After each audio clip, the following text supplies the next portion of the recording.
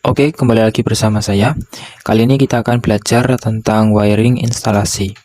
Nah, di sini kita harus mengerti dasar-dasar membaca gambar ya, membaca gambar diagram atau wiring instalasi. Nah, di sini kita akan belajar terlebih dahulu yaitu diagram garis tunggal.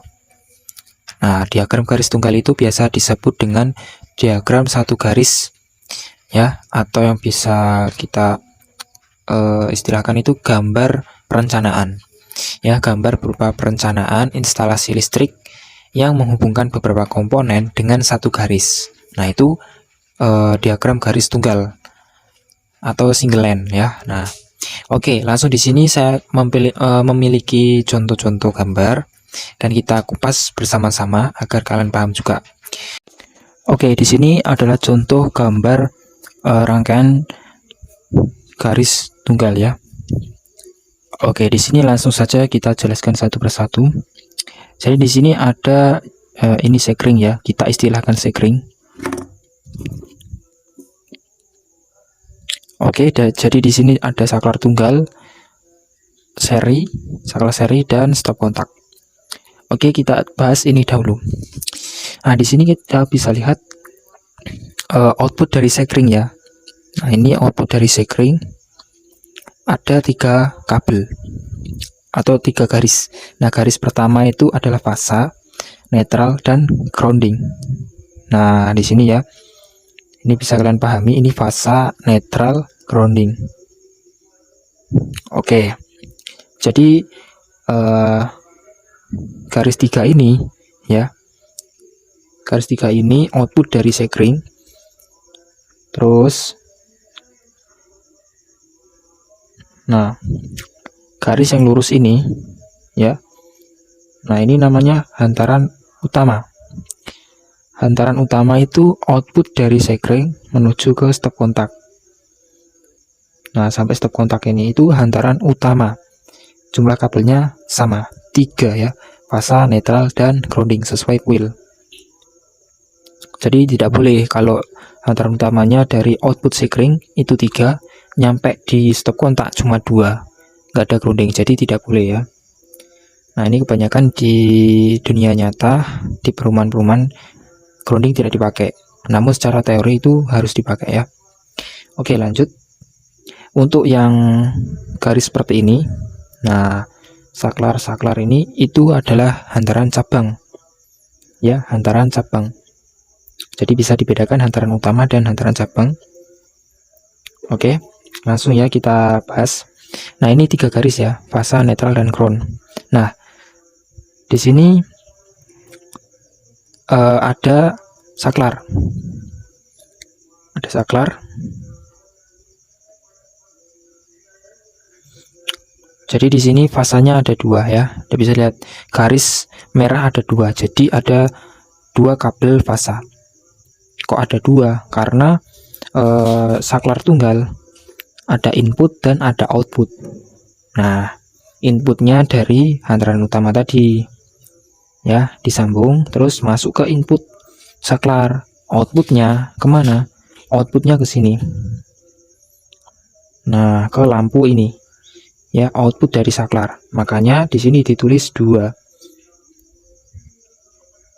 ya, ditulis 2 untuk yang masuk input dan output. Jadi ada 2. Nah, otomatis jika ini ada 2, kan outputnya melewati ke sini. Nah, jika lewat sini, maka ini ditambah. Nah, ini kabelnya atau garisnya ada 4. 2 warna merah berarti 2 fasa ya.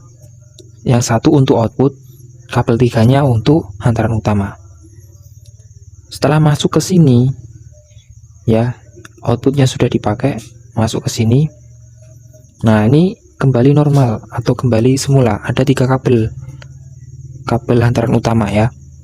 Nah, output dari saklar ini sudah dimasukkan ke lampu, otomatis di bagian sini sudah menjadi 3 lagi kabelnya. Oke. Setelah itu di sini ada saklar seri. Nah, saklar seri ini garisnya ada 3. Kenapa? Karena ada input, ya, input 1, terus outputnya 2. Karena saklar seri kan ada 2. 2 tekan maksudnya ya. Nah, outputnya 2, terus inputnya 1. Jadi total di sini ada 3 kabel fasa. Ya, 3 kabel fasa. Yang 1 untuk input, yang 2 untuk output. Otomatis kalau 2 output di bagian sini, di penampang ini ya, di garis lurus, itu jumlah kabelnya berapa? Ada 5 ya, 2 untuk output, yang 3 hantaran utama. Tetap hantaran utama itu jumlahnya 3 kalau sesuai teori ya. Kalau biasanya di rumah-rumah itu cuma 2, fasa dan netral. Setelah itu output dari saklar atau output dari mana, pokoknya hantaran utama itu harus ada fasa, netral, dan ground kalau sesuai teori ya. Nah, di sini 2 untuk output saklar ini ya, 2 untuk saklar ini outputnya masuk ke bagian sini, lampu 2 dan 3. Setelah outputnya dimasukkan ke lampu, maka di sini kembali semula. Nah, karena apa? Output dari saklar ini sudah dimasukkan ke lampu. Makanya di sini kabel hantaran utama menjadi 3 atau kembali ke awalnya ya. Jadi garisnya itu cuma 3. Setelah itu masuklah ke stop kontak ya, menuju ke stop kontak, karena hantaran utama itu dari output sekring atau MCB ya, sampai ke stop kontak. Oke, jadi untuk itu saja penjelasan dari diagram tunggal atau diagram garis tunggal kali ini. Jika tidak ada pertanyaan, silahkan like video ini. Jika masih belum paham, silahkan bertanya di komentar di bawah. Terima kasih telah menonton video ini.